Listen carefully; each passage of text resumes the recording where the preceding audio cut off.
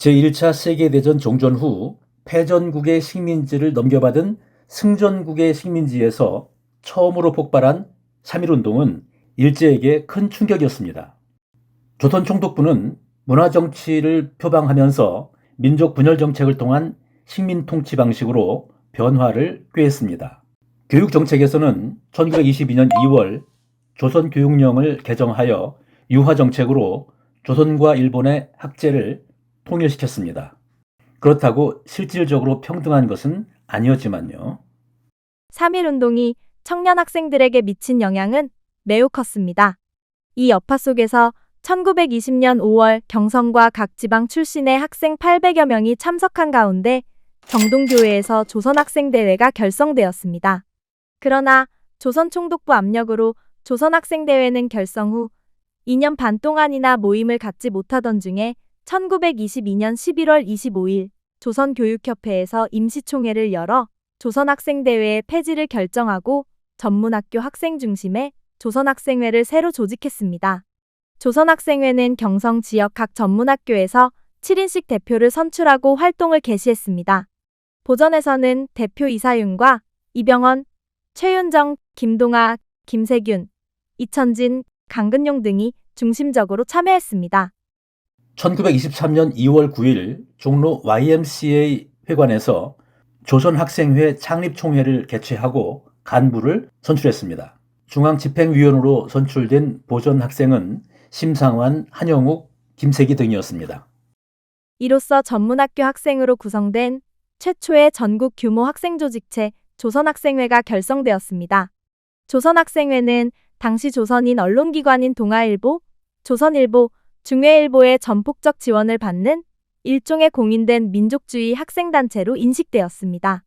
1924년 1월 30일 시천교당에서 열린 조선학생회 제2회 정기총회에서 새로운 간부진을 선출했는데 보전학생은 기존 중앙집행위원이었던 심상환 외에 김동양과 주병서가 선출되었습니다.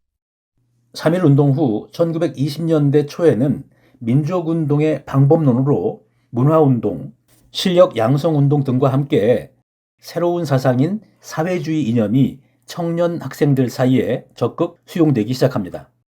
이런 상황에서 조선학생회가 전문학교뿐 아니라 중등학교 학생들을 아우른 조직이 되어야 한다는 이슈가 제기되었습니다. 결국 1924년 6월 보성전문 김동양과 주병서 등이 조선학생회와 별도로 새로운 학생단체인 조선학생총연합회 일명 조선학총을 발기했습니다. 학생 사상단체로의 전환이 모색된 것입니다.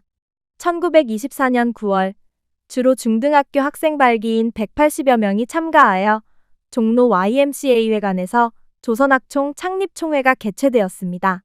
조선학총은 경성 지역 중등학교, 전문학교에 있어서 조선학생계의 사상 통일과 지식의 교환, 친목을 목적으로 결성한 새로운 학생조직체로서 준비집행위원으로 김동양, 주병서 등을 선임했습니다. 이들은 조선학생회가 전문학교 이상으로 국한된 학생단체이기 때문에 전 조선의 각급 학교 학생을 망라하는 총연합기관이 필요하다는 입장이었습니다.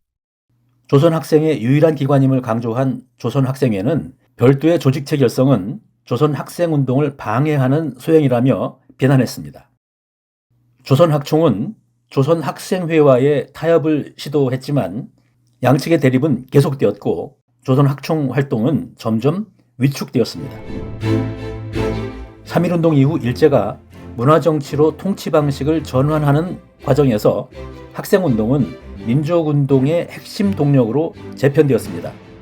이 과정에서 보성전문 학생들은 전문학교 조직인 조선학생회를 넘어 중등학생까지 아우르는 조선학생총연합회, 일명 조선학총 구상을 주도하며 학생운동의 위원 확대와 사상적 전환을 시도했습니다.